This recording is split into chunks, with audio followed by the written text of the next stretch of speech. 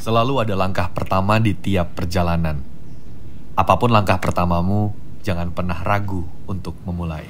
Ramadan bersama Hijrah Bank, melangkah menang hingga akhir.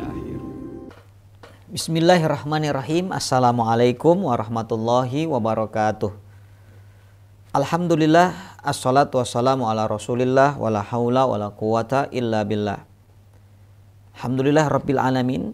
Apa kabar teman-teman? Mudah-mudahan senantiasa Allah limpahkan keberkahan dan kemudahan dalam menjalankan ibadah Ramadan kita. Amin ya rabbal alamin.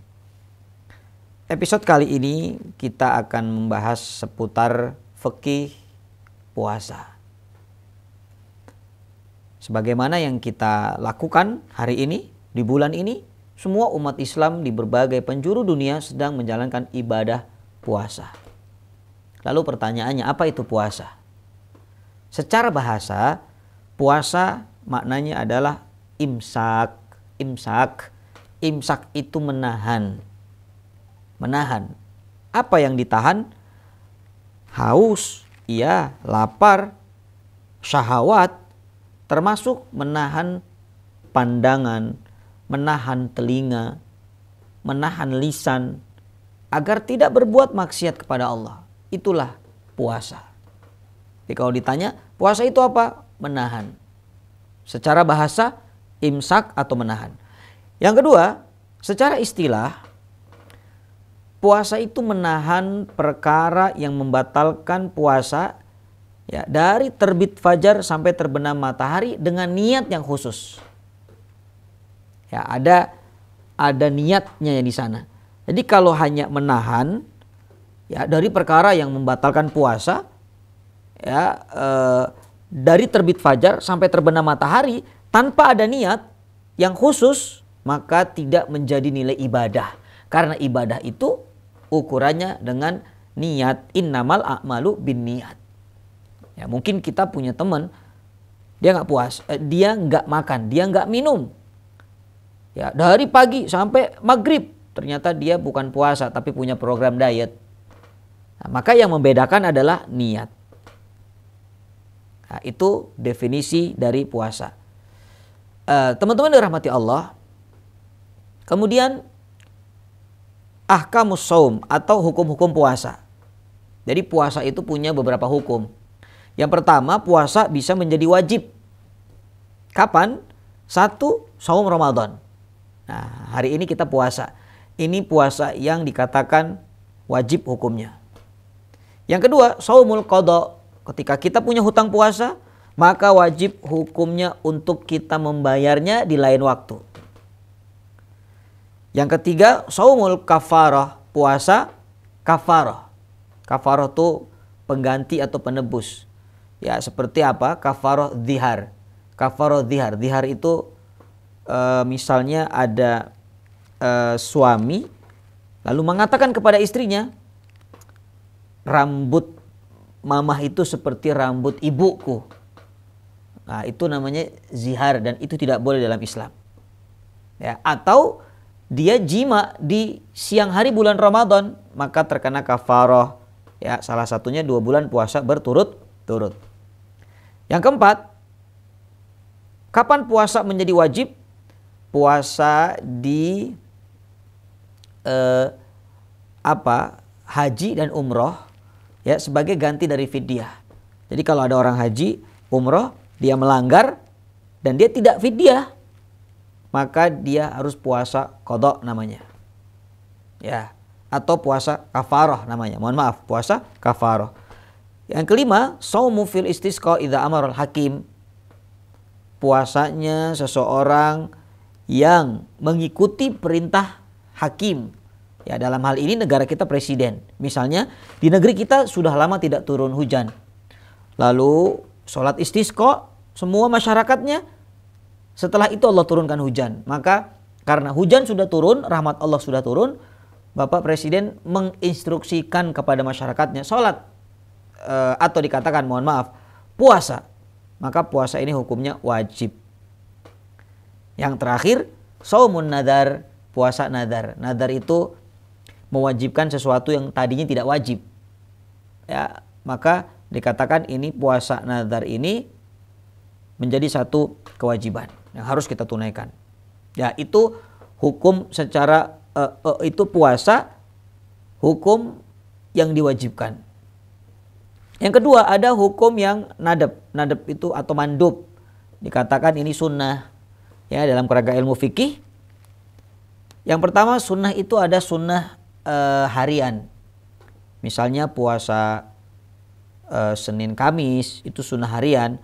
Ada sunnah bulanan Ayyamul Bid'i. Ya, ada sunnah tahunan Tasu'a, Asyura, Muharram itu tahunan. Dan ada juga sunnah harian yang lebih afdol, yaitu puasanya Nabi Daud alaihissalam. Ya, yang ketiga ada puasa yang makruh. Ya, ini dibenci oleh Allah dan Rasulnya, yaitu puasa di hari Jumat, Sabtu atau Ahad, dan dia hanya satu hari satu kali puasa. Jumat saja, atau Sabtu saja, atau Ahad saja. Ya, ini makruh. Atau puasa seseorang sepanjang tahun, saumud dahr namanya. Puasa sepanjang tahun, ya ini makruh. Kecuali dia mendapat rekomendasi dari dokter bahwa puasanya yang dilakukan setiap hari tidak membawa efek penurunan kesehatan bagi dirinya. Kalau gara-gara puasa dia tidak sehat, gara-gara puasa dia sakit, justru menjadi makruh, tidak boleh. Ya, puasa sepanjang tahun. Yang keempat, haram. Kapan puasa jadi haram? Puasa itu jadi haram. Yang pertama, haramun ma'as-sihah. Haram tapi sah. Haram sih Ustadz, tapi ini sah. Ini contoh puasanya seorang istri yang tidak izin kepada suaminya. Ya, itu haram tapi sah. Yang kedua, haramun wa adamus sihah. Ini haram tapi tidak sah. Ya. Bukan tapi tidak sah, haram dan tidak sah.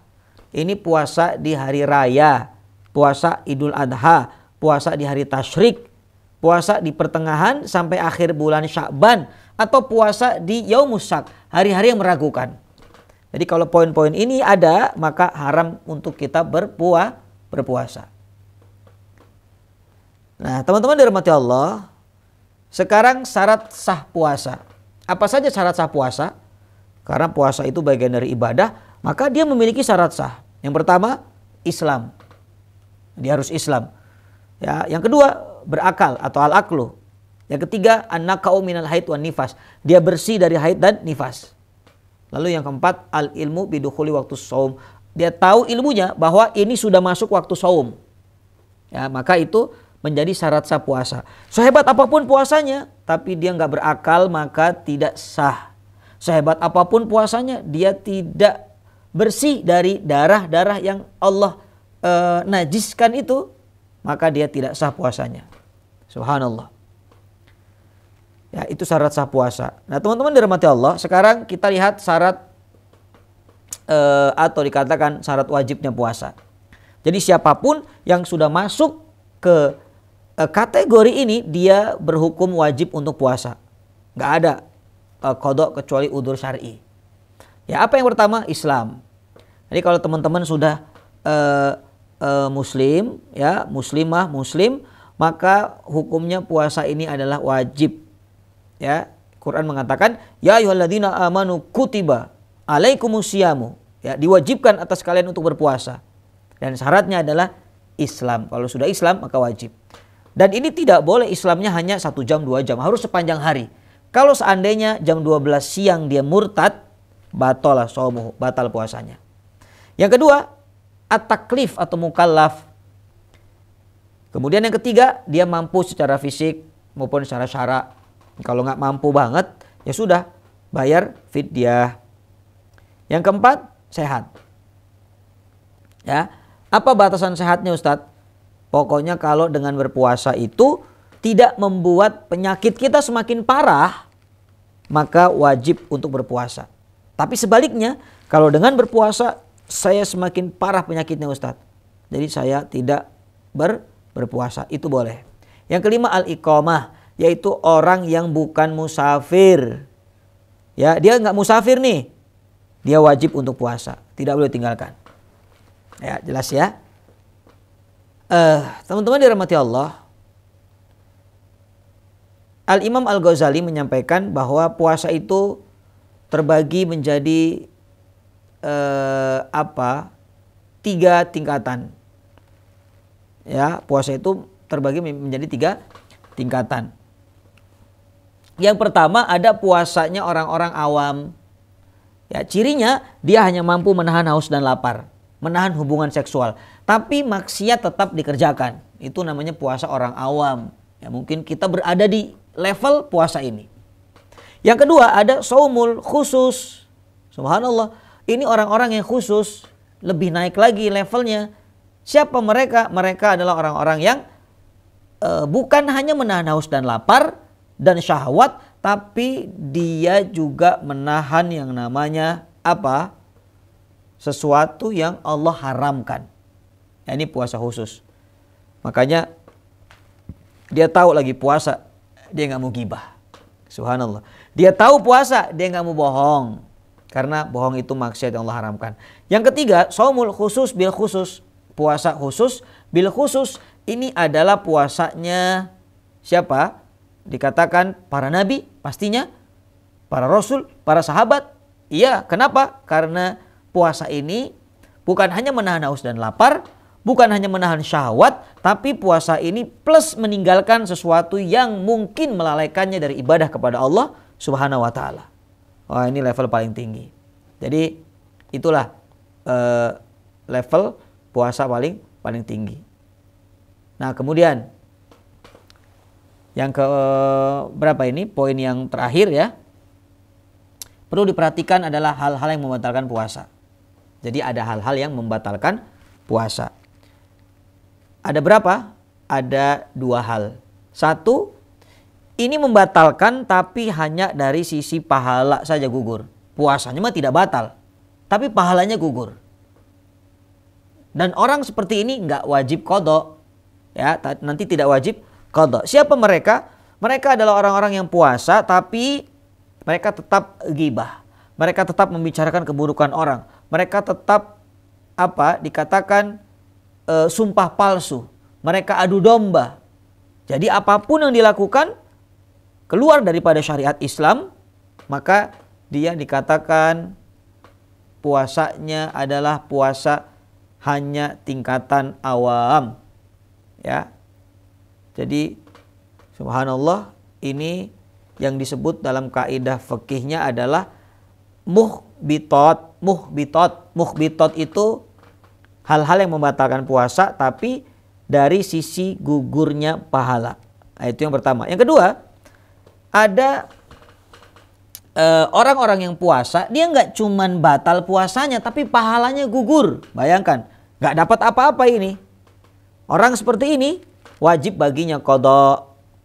Ya, wajib baginya qadha. Pertanyaannya, siapa mereka? Mereka disebut dalam kaidah fikih adalah al-mufattirat. Nah, yang pertama tadi muhbitat, yang ini mufattirat. Kenapa? Karena artinya adalah membatalkan puasa. Nah, mufattirat itu yang membatalkan puasa, muhbitat itu yang membatalkan pahala puasanya. Subhanallah. Nah, maka tugas kita sebagai orang yang mengaku beriman kepada Allah, coba puasanya mengikuti puasa yang khusus bil khusus. Belajar dari sekarang. Caranya bagaimana, Ustadz? Caranya adalah puasa dengan iman dan ihtisaban. Seperti yang Rasulullah sampaikan, man shoma ramadhana iman wa ihtisaban, ghufira lahu ma taqaddama min dzambi. Ya, mudah-mudahan dengan kita mempelajari fikih puasa ini, kita semakin tahu bahwa ternyata subhanallah ibadah puasa itu ibadah yang sangat istimewa. Ini yang mungkin saya sampaikan. Jazakumullah khair ala husni istimaikum. Lakum minullah buat doa. Assalamualaikum warahmatullahi wabarakatuh.